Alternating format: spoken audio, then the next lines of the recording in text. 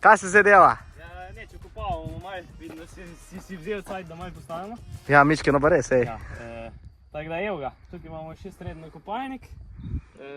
Kar se tiče tega zdaj, danes ukapljamo sojo. Je še dosti malo, ampak se že kar fajn da delati, mogoče celo malo premokro. To je italijanska firma Svogija, okopalnik. Kupili smo ga že kar par let nazaj, širine vrste je 75, ima pa se pravi pol diske za zaščito pred tem, da zasiplješ sam posevek, pa par nogic, no, tako da vse skupaj prekoplje. Enostavna zadeva, ima tudi feder za naštelati moč, pritiska in pa samo nastavitev globine obdelave. Zdaj smo po Kovini, ne? Pa vidimo, da je kar zahteven ta posel, ne? Ja, mislim, moraš kar paziti, da držiš ravno linijo, da kaj ne odrežeš, ker so pač minimalna odstopanja in je treba biti pazljiv. Sploh pa, zdaj, ko je mali posevek, gremo malo počasneje tudi, zato da ga ne zasipamo zemljo in pa pač, da smo bolj natančni. Ko je posevek višji, ni problema, ne? Tako se lahko hitreje pelemo. Koliko je pa kaj posevek zdaj star? Tale soja je 2 tedna, odkar smo lesijan in je zdaj že res pravi cajt za okopati.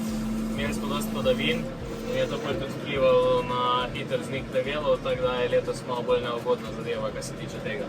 Kaj ste pa poleg še soje, kje sijali? Zdaj 15 hektarov koruze, tiste pa je že bilo okopano par dni nazaj, ker smo jo tudi malo prej sijali. Kako se pa vi borite proti pleveli? Kar se tiče koruze, smo šli 3 dni po setvi z česalom čez. Letos je sicer bilo to nemogoče, zaradi tega, ker je bilo veliko padavin in je bilo nedostopen teren. Drugače pa popravilo česalo, potem pa enkrat okopavanje, se pravi pri kakih 3 listih, ko je koruza ima 3 liste. Potem pa še kasneje še enkrat, ko je malo večje že, no. Načeloma ni težav s plevelom. Pri sami soji pa se rečem, ne vem še kako bo, letos je prvič, tako da evo ga, smo čisto novi v tem. Treba se bo malo prilagoditi pa naučiti, no.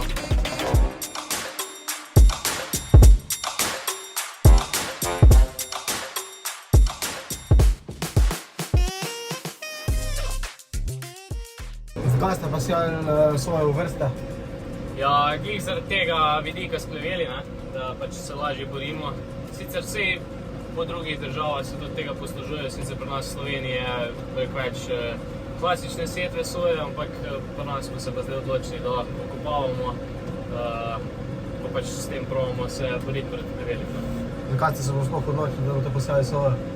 Ja, zaradi tega, ker je to v bistvu izredno dobra beljakovinska krma in pa tudi v bistvu soja je sposobna vezati dušik tla, kar se pravi, da je to dodaten bonus za nas, da ne rabimo nekaj ekstra dogojevati še, pa v bistvu naredimo tudi nekaj dobrega za zemljo. Kakšno imamo pa kaj hitrost pa globino zdaj? Sama hitrost trenutna je 3 na uro. Sicer v višjem predeli gor, ko je bila bolj peščena zemlja, sem tudi šel tam 4,5.